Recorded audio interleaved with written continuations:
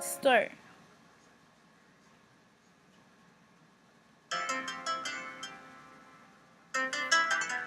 I wish that we could stay like this all day.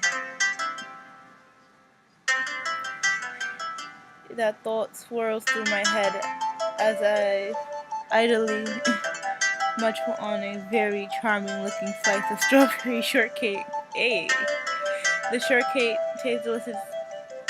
Tastes delightful as expected. For its strawberry dessert, a snappier person would say, if I could, yo, if this music is copyrighted, help me all. I'm gonna have to edit this audio. Hold on, let me turn this down. Not all, but it's louder. It's about to be louder than me.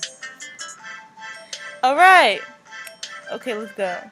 I guess I might be a little bit snappy too.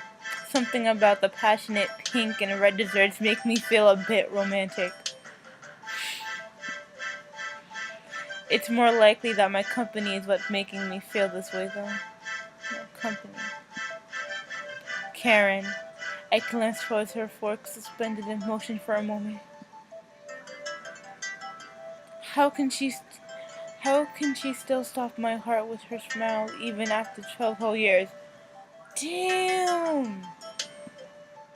She returns my gaze questioningly. Enjoying yourself, Josh? Her voice is mellow, gentle, and warm. She's watching meat as usual.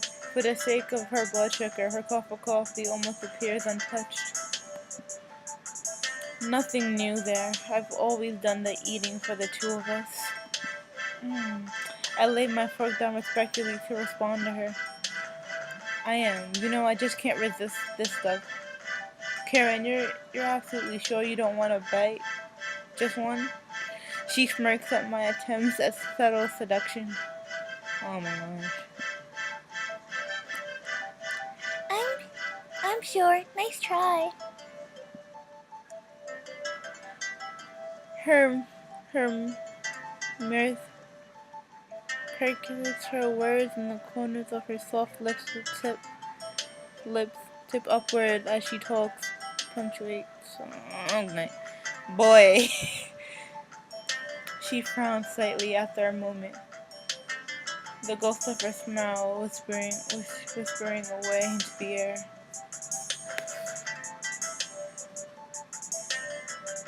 Do you want my coffee? I'm just not feeling it.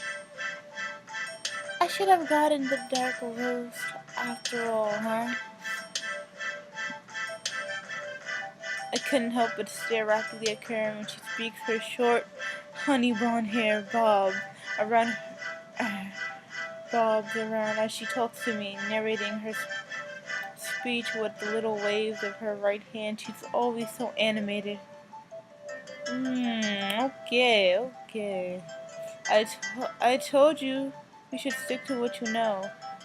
I remember a certain someone who insulted that I couldn't be trusted since I only drink black slug. I lean forward and grab her coffee by the hand with the drink, and she giggles a little bit as I sip it, seeming amused by my nasty grins. Oh, wow, that tastes like shit. I can't stop the words from escaping my mouth, and rather loudly at that. Karen giggles harder, and the woman next to me scowls at me. Deal with it, you old bag. God has a bigger thing. God has bigger things to worry about than my bad mouth. I'm a cornball. I still myself and look Karen dead in the face, wiggling my eyebrows playfully. Josh. She's still giggling, but she's trying desperately to talk between her breaths. Her face is red, and her embrace and her eyes are sparkling with addiction. It's extremely cute. You don't have to drink it, seriously. But I drink it anyway. With a flourish, I gulp it down, the rest of the lukewarm coffee. I slam the cup down mercilessly as if I was tossing back a draft beer. My bro, Bravo breaks for a moment. Thought, because it really does taste terrible. Black. I impulsively spit into the cup, trying to rid my mouth of the obnoxious cinnamon taste. Cinnamon goes strong. Karen eyes me, trying not to crack up. I love the music. I love the music of her laughter. Acting a bit of a fool is a small price to pay. Dang, yo, she got a good one. The old woman next to us isn't in the joke. She's seriously glaring at me now. I wonder why. Whatever. I scoop the rainy shortcakes with my fork and point it, fastening it towards Karen. She's trying to get it eat. Okay. Swear to me you'll never get that again. Karen has fully regained her composure. Nods. Trust me. I won't. You're You were 100% right. She leans forward, snakily to eat a bite of my fork, but I'm faster. I stuff it into my mouth before she strikes. Boy, if it was me, your food would have been long gone before you could take that fork away, 'cause food is life. She pouts down with a cute. She pouts, and what a cute look it is too. I wouldn't pout, yo. I wouldn't have missed that cake. That cake would have been mine, mine, mine, mine, mine. What happened to your result, Karen? She shrugs, looking a bit melancholy. It's not like I don't. It's not like I don't wish I could enjoy it with you, you know. Aww. I reach across the table and take her left hand. Karen's wedding band. It's a little worn, but it still gently glides against her dainty fingers. I often think about how small those hands are compared to my own. Y'all married? Oh, alright. Okay. Okay. Y'all lit. Y'all married. That's cool. They fit so perfectly. They fit so nicely together. We fit so nicely together. I don't want to say anything, so I try my best to give her a comforting smile. My smile would have been some awkwardness. At the moment, I cast the weight. At the moment, I cast the weight at the corner of my eye. We might as well get going, I guess. Excuse me? Ashley, was it? The spirit brunette waitress turns towards me without a word. Her eyes narrow, and she registers my face. We'd like our check. She raises an eyebrow at me for some reason. I don't like the disfaint look in her eyes. Okay. Without another word, she disappears, presumably towards the front. Karen scowls, obviously similarly offended by the waitress's attitude. What a bitch! This one got curse words. Those words escape between her teeth. It doesn't matter, we're out of here. Karen nods and takes a deep breath. The grouchy look is slowly melting away. In matter of motivations to return slightly with our checks, I slide my card in my pocket, making sure to put a big fat zero in the tip section. As we walk out the door, Karen slides close to me and grabs my right arm tightly. Nothing can keep her upset for too long. Her joyful air is infectious, and I find myself smiling once again. The waitress has already disappeared from my mind. Aww. The sun just barely begun to set. The tinting the street is in a comforting orange hue. Karen walks by my side, still clenching my arm. Her soft form is so close to mine that it almost feels like like we are one. She smells slightly of peppermint, without a doubt. It's her perfume. I never knew anyone else to like the scent of peppermint like Karen does. I didn't always like it, honestly. I thought it was overwhelming when we first started dating. It's amazing how love changes the way you see those sorts of things. Mm-hmm. Hey. She looks up at me, seeming a bit troubled. Her eyes cloud with the phantom words, for whatever reason, remain unsaid. What's up, you good? I nudged her gently as we walked down the street, curious to ask what's troubling her inside, tumbling around inside her cute little head. Aww. See, I really like the way he talks about her.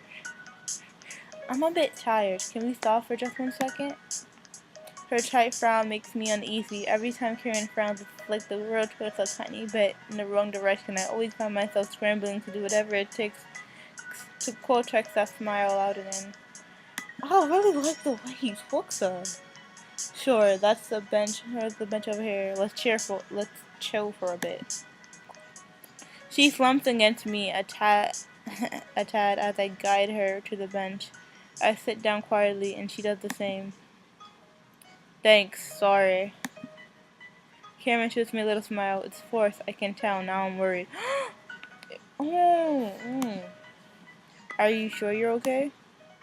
I slide my left arm around her shoulder, rubbing it softly. I hope it's a soothing motion.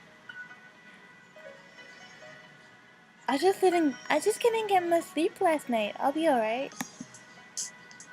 Karen always been an insomniac. Not that I really understand it because I'm gone for good the second I hit the bed. You promise? Yeah, promise. Her words sound sincere, but I can't shake the lingering doubt that chokes my throat. Well, we're all the same. Let's stay here for a second. She simply nods, laying her head against my shoulder, closing her eyes. Lacking anything better to do, I glanced at my wrist watch. It's 6:12. We've been out here longer than I thought. Not that it matters too much.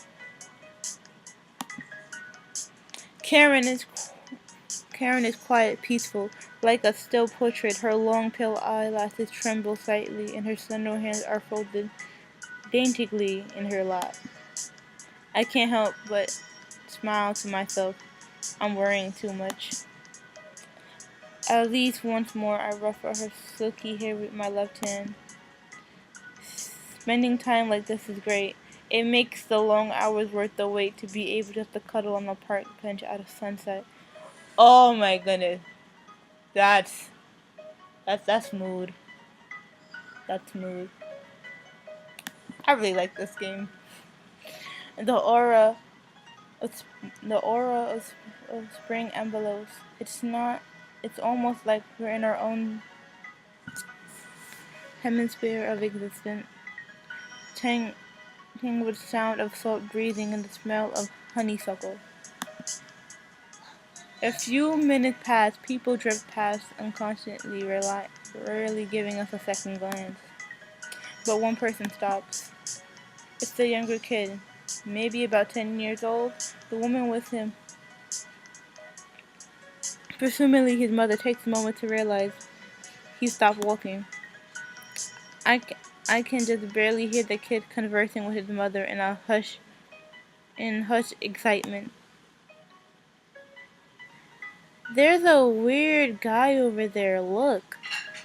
I don't even know he's pointing at me, tugging his mom's sleeve as he gawns.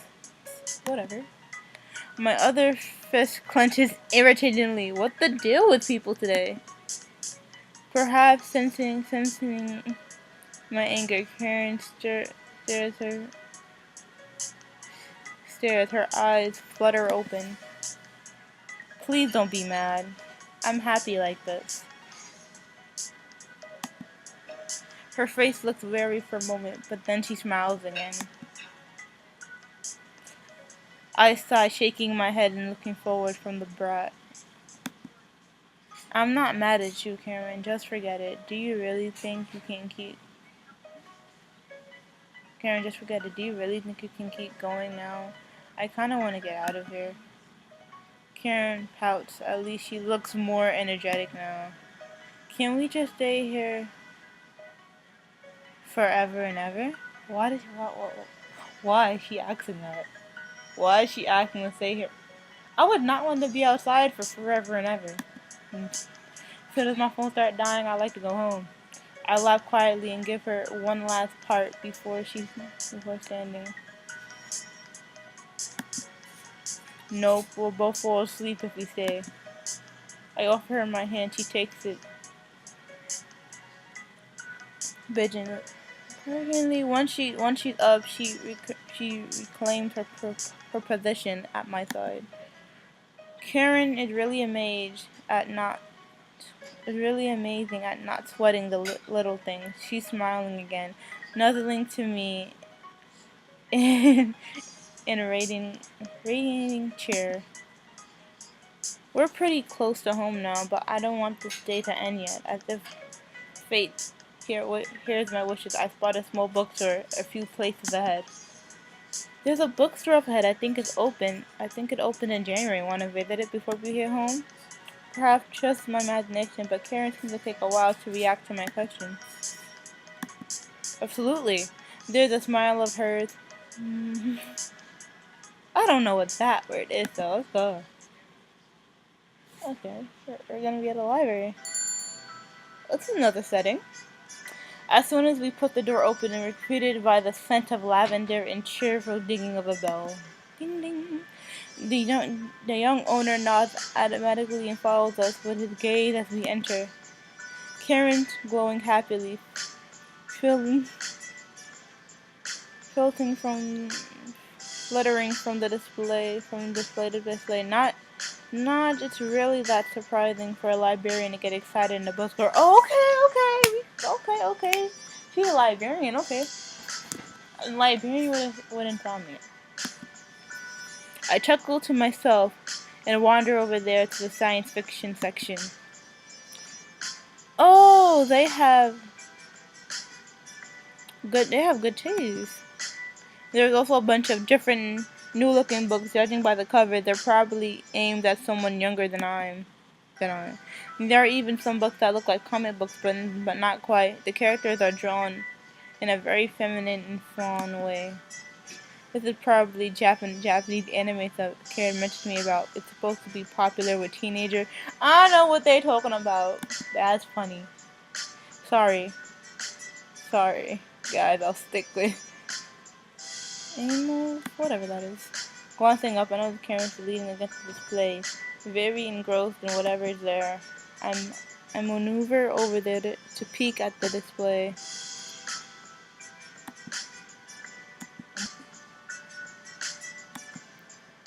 Josh, look! Her enthusiasm is brimming over, giving her the aura of an eager, happy puppy begging for belly rubs. Yo, what's up? See something you want? Oh my goodness, yes! I have a signed copy of the Illustrated Man. I get it now. She absolutely adores Ray Bradbury. If I remember right, he died a few years back, and so he obviously won't be signing any more books. The book might as well be a national treasure in Karen's eyes. The store owner, perhaps overhearing the conversation, strides over there to the display. Got your eye on anything? Okay. He looks at me curiously. Meanwhile, Karen is practically jumping up in the air and up and down with excitement.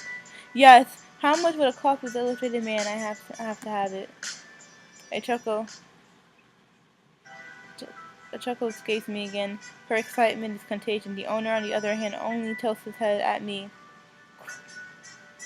completely ignoring Karen's question. I frown, crossing my arms with. Why are they looking at him like he looks like an alien? Like, I don't understand that. Confusion. Did you not hear her? My wife was asking a question. How much for a copy of the Illustrated Man? I'm sorry, your wife? The owner glances around, leaning slightly as he gazes. Searches the store. Karen looks mortified. The colors drain from her face. My palms. Is she not real? Cause is she not real? Is she not real? Is she a figment of imagination? Are we crazy? Are we crazy? Is his girlfriend like an imaginary friend? My palm starts sweating. I don't understand why he's doing this. My pulse is roaring in my eyes. You're funny. You're a funny guy, but we just want to buy the book. Can you just tell her how much it is, please? I hear my voice echo in the room as if detached from my body. It's strained and trust. Maybe he's just a jokester, but I've already had enough of those people. Bullshit today. I'm sorry, but I don't understand. You're the only customer in here right now. Yo, so like this don't exist? Something inside me that has been tenuous and fried for so long finally snaps. Oh, quit fucking around! My wife is standing right fucking there. Quit fucking around! My wife is standing right fucking there. Suddenly, I'm scared. Suddenly, I'm screaming in his face. I swear my heart is about to explode out of my chest. Why does this keep happening? Why does everybody treat us like this? Karen is completely motionless, looking, turning like a limp, dejected.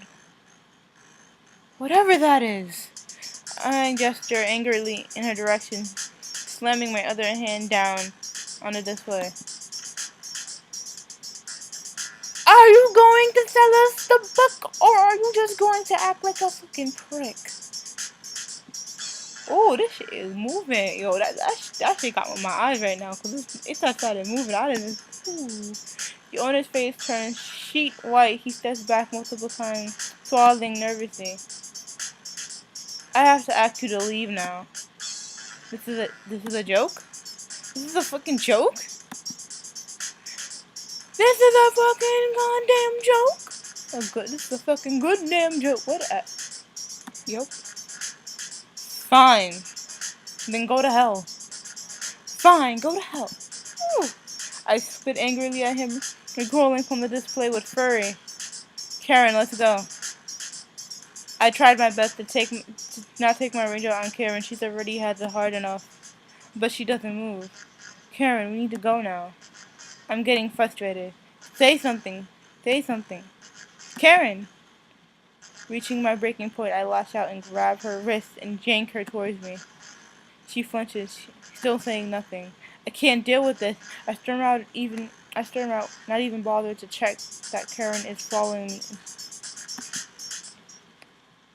What the heck just happened? It sounds like he just had a mental breakdown, or is he cray-cray in the hay? I slam the door shut, breathing heavily. I feel hot. I feel like I'm going to throw up. I feel like I'm going to murder the next person who looks at me funny. Darkness has fallen. With it. My heart. Karen ever faithfully takes her place beside me, wordlessly. The next time, however, it feels like we're 1,000 miles apart. Sorry. I muttered my apology, hanging my head in shame. Why the hell did I make such a scene? Sure, the guy was being a huge dick, but at all I did all I did in the end was embarrass Karen. To top it off, I couldn't even get her the book she wanted. It's okay. Let's go home. Karen pretends to smile. I'm thankful for the gesture. We walk briskly down the street. I can't. What? Briskly down the street. I can't still my racing heart. Okay. I can't still my racing heart even as the cool night air crushes my flushed face. Whatever. For some reason, I can't unleash my fist either. My knuckles have all gone white. Karen generally pats my face. I'm trying to soothe me. It's just not enough. I let out an exasperation sigh, and Karen stares intently at the ground. We're almost at our apartment. What a shitty ending to an otherwise awesome day. I can feel her despair eloping her shoe. She's walking more slowly now, drooping like a withering flower. Why can't I speak? Why won't Karen speak? Why does it have to end like this? We're at the door. I start to fumble from my knees, trembling with panic and anger. Karen stops moving and gazes at me straight. Her eyes look empty, and the life in her body is gone. Joshua? I'm tired. It's time to go. She whispered those words to me like a confession. Huh? Con- Confused. I fully pour out my key and lock the door, holding it open for Karen. Doesn't make any attempt to go inside. But no one can see her! I'm so confused. My pulse is wrong again. The world feels like it's melting around me. Come on now, let's just go inside, make some dinner, and turn this night around. I'm pleading with her. It feels like there's a black hole above us, sucking us in with a crushing gravity. It's been it's been 2 months, Joshua. I want to go to sleep now. Tears springing from my eyes. I don't know why. You can sleep inside. I'll join you. We can get all snuggled in the blankets and before I could finish my sentence, she puts one finger on my lips. It's so cold. I feel her fingertips feel like ice. Goodbye. I love you. No, no, no. What the heck? No, no, no, no, no, no, no, no. She's gone. Karen! Karen! I scream her name. Nobody answers. I can't breathe. I reel. Fall backward. The door closes in front of me. Squinting down. Free-falling tears. I notice the dim moonlight and there's something taped on her door. I gently remove it, shaking fingers. I slowly stumble over the nearest light to switch the tape. To switch where his light is and tap it feebly. The lights come on. Lights, the lights that come on don't even seem to make a dent in the darkness. The envelope that elope my world. I take a moment to glance at the objects in my hand. It appears to be a newspaper clipping and a newspaper clipping taped to a piece of printer paper. Something's scrawled in red marker on the top. Karen is dead. I knew it was some crazy shit. Karen is dead. Let her die already. Don't go outside unless you're alone. This is impossible. I howled these words. No one in particular makes nothing makes sense anymore. Every part of me trembling can barely comprehend the words in front of me, let alone the rest of my surroundings. Not knowing what else to do, so I did read the newspaper clipping. It dated 2 months ago. Oh, we can actually see it. Greendale Library destroyed. It contracted the electrical fire approximately at 5 p.m. Friday, February night, razed nearly the entire Glendale General Library to the ground. The well-furnished library had been firmly beloved by young and old for over 40 years. The cause of the fire is believed to be a faulty outlet wiring. The librarian on duty, Karen Mendel, bravely rescued a child who was identified protected from the wreckage. Tragically, she was pronounced dead of smoke inhalation shortly after the emergency service arrived on the scene. The Glendale Library will forever remember her as a local hero. What? One paragraph in particular jumps out to me. I read it over and over. Every time I do, I feel my heart breaking. The librarian on duty is Karen Midland. Bravely rescued a child who identified as protected from the wreckage. Practically, she was pronounced dead of smoke inhalation shortly after the emergency service arrived on the scene. The city of Glendale will forever remember her as a local hero. She survived by her husband, software engineer Joshua Midland. What? What? The shock of this revelation dazes me, and I find myself blanking, staring at the paper in my hand, whispering to myself, not sure how to go on. I remember now. Karen, my lovely little hero. Why did you leave? Why didn't you save me instead? Something inside of me yearns to shred the piece of paper, but another part of me wouldn't allow it. I eventually lay it down on the dining table next to a pile of unopened envelopes. I feel numb. I drag myself through the kitchen where the bottle of white wine and green pills are laying constantly on the side of the counter. I ignore it. I open the fridge. Inside is a bunch of junk food, takeout, rotten leftovers. I shift listlessly through the garbage and pull out a can of beer. I stumble through the empty apartment, stopping in my room to come last into a brown leather love suit. The newspaper clipping now lies alone in the kitchen, forgotten, lost among whatever that is. Popping the tab on my beer, I click on television to the nearest channel. I settle into the love seat, slipping occasionally as I lose myself in the screen. Joshua. Some time passes, but my arms feel too heavy to even bother looking at my watch. 10 beers later, the television blurs to pointless noise. I don't remember what I was upset about anymore. Only the lingering feeling of despair remains. But I hear the front door open, and the sharp scent of peppermint that drifts into the room. Karen, hey, handsome. I hear a musical voice echo from the entryway. Ooh, who's this? Oh, good, Karen's finally home. Oh, this is creepy, yo. Hey!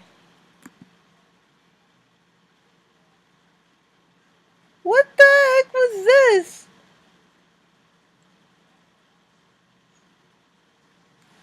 So, Karen is alive or not alive?